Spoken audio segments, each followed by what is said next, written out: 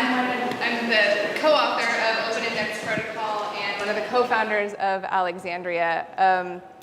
The team that built the Open Index Protocol spec is the same team that built Alexandria. It's really the first browser for the spec. You can think of it like the search all, where Chris's thing shows property rights and Davi shows scientific data. Alexandria shows everything. So what else can Open Index Protocol do? What other kinds of data can it do? Well, the thing that I am personally most excited about are movies, music, video, the kinds of things that these companies do. But why would they want to use it? Because we know that it being censorship resistant and being tremendously more efficient isn't going to be enough. It has to have financial incentive.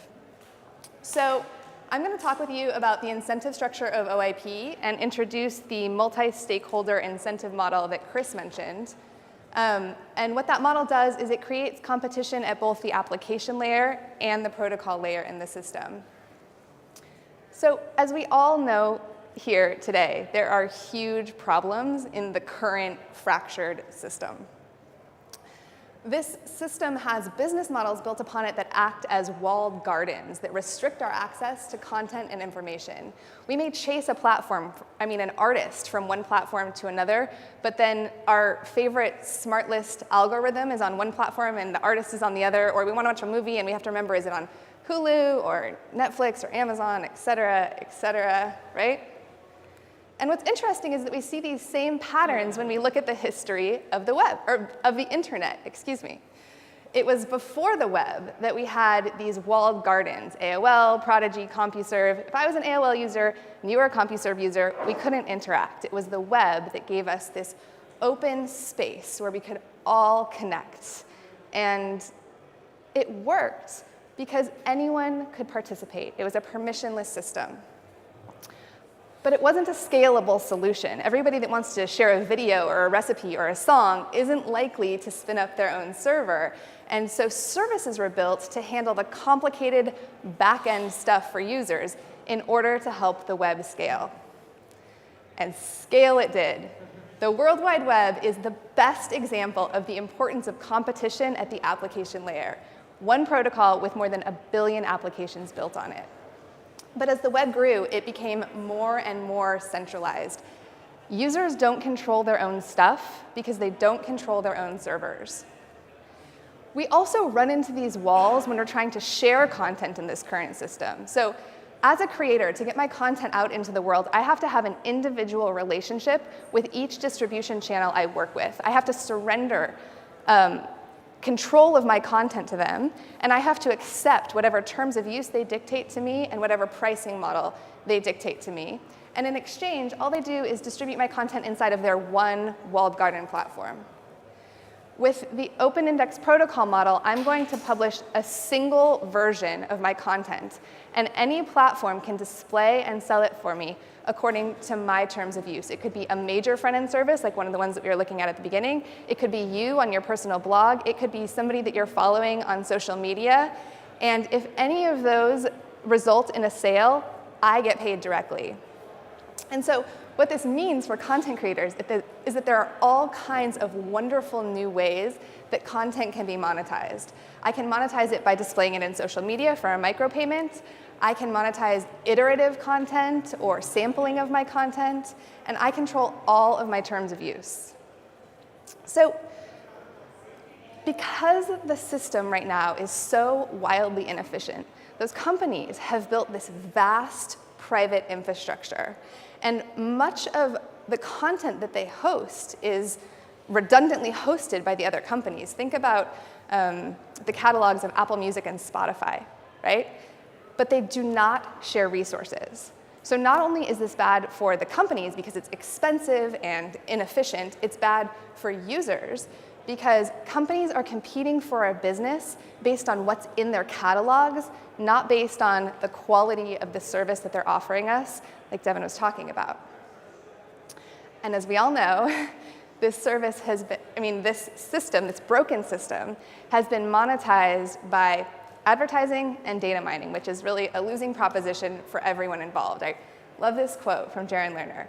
We cannot have a society in which if two people wish to communicate, the only way that can happen is if it's financed by a third person who wishes to manipulate them. It just really sums it all up, right? So has anyone here today struggled in this current system? Have you been deplatformed, demonetized? Yeah? Have you noticed content that you wanted to watch was taken off of a platform? Yeah? Yeah. These are things that we're really worried about, right? And as we've been building our tech over these last 4 years, there has been this growing sense that people are ready to make a leap to something new. We're all gathered here now at the Decentralized Web Summit because we are in the midst of a generational format shift. The future will be decentralized. But when it comes to content distribution in particular, I believe that we're in the midst of a significant format shift. I'm not talking about like an intra-format shift, moving from MP3 to FLAC. I'm talking about the kind of generational format shift of moving from physical distribution to digital distribution. This format shift started 20 years ago with Napster, but it hasn't been completed because there hasn't been a standard that was open and flexible enough, that was capable of serving the needs of the entire industry. And so we're in this murky middle of the transition. And you really see that in the business models because in some revenue, in some channels, the physical sales are still as much as 50%. Companies like Netflix, Spotify, SoundCloud, they have proven that there is great demand for digital content.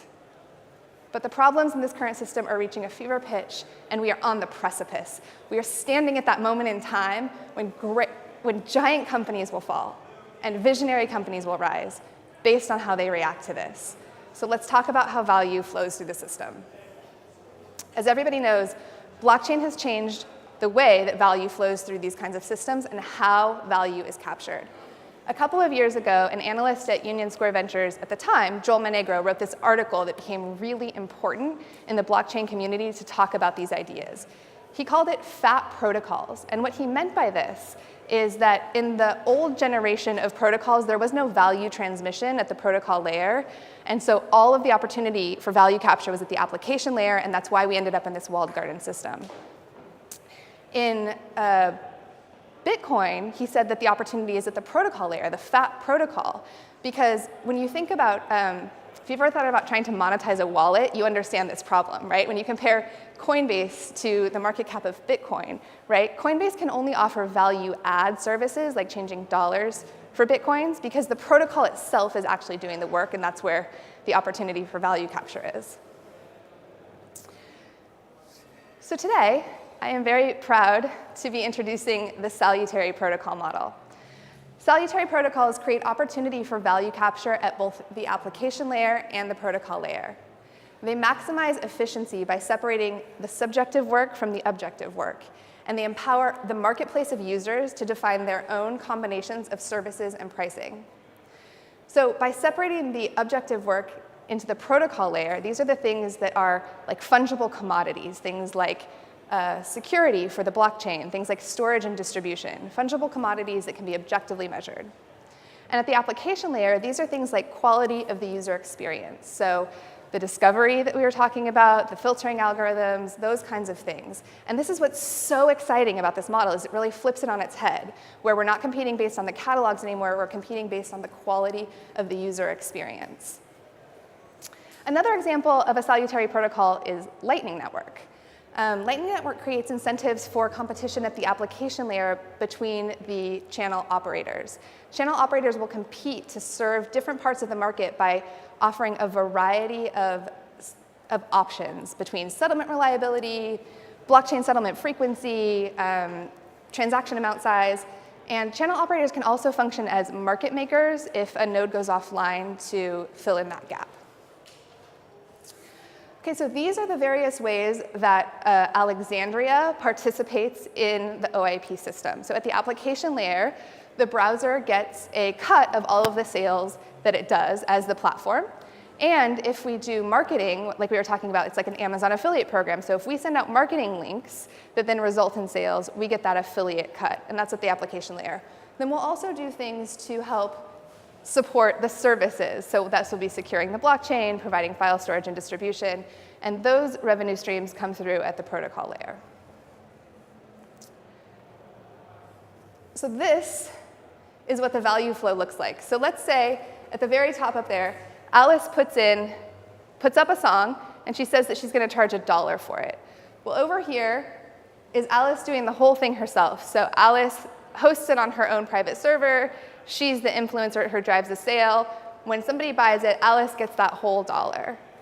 And over here on the right side is if she gets the maximum support from the community. So if a different platform other than Alice sells it for her, and if an influencer other than that platform drives that sale, then each of those would get their percentage cuts, and Alice would get her cut.